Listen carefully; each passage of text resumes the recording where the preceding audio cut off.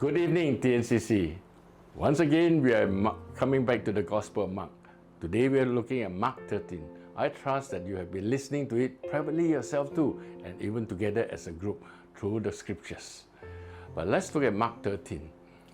In Mark 13, the disciples are fascinated with the magnificence of the temple, and they pointed out to Jesus. But Jesus replied that every stone of this temple will be thrown down.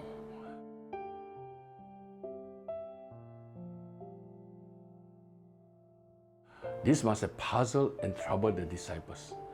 And so when they were at the Mount of Olives, Peter, James, John, and Andrew privately asked Jesus two questions. When will all this happen? And what are the signs? Jesus gave them a detailed prophetic discourse.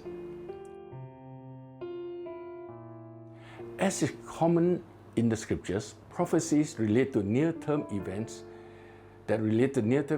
usually have a typological significance that stretches far beyond into the future. Jesus, in predicting the destruction of the temple, was also using it to set the stage to explain the foreshadowing of his second coming. But first, Jesus advised his disciples to watch for these 7 things. First of all, for false prophets and messiahs who will try to come to deceive them. Secondly, for wars, for rumors of wars, earthquakes. These are merely the beginnings of birth pangs. And also for persecution by Jewish and Roman authorities, for betrayers even within families, and for the abomination that causes desolation, which is a reference to Daniel's prophecy of the desecration of the temple.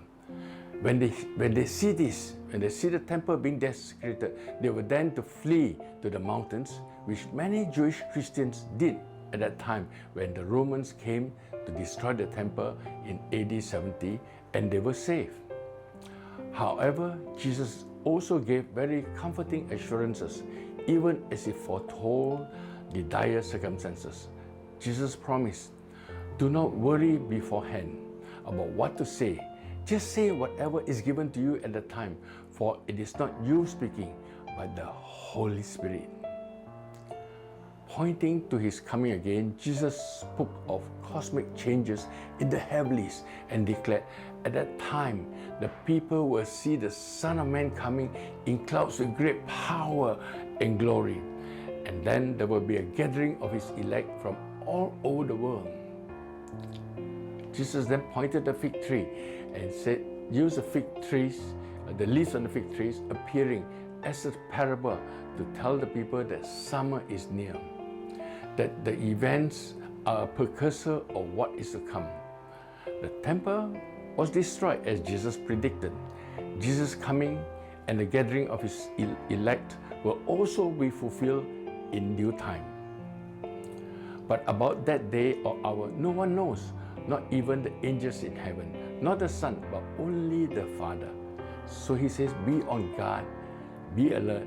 You do not know when that time will come. He then went on to tell a parable of a man who goes away and leaves his servant in charge of the house. They might just continue to do what they were assigned to and did not be caught napping, for example, for they don't know when the owner of the house will come back. Jesus has left us to take care of his house, his church, with full responsibility and authority. While we may not understand many things, and when he will come again, let's be watchful and diligent to do what he has tasked us to do.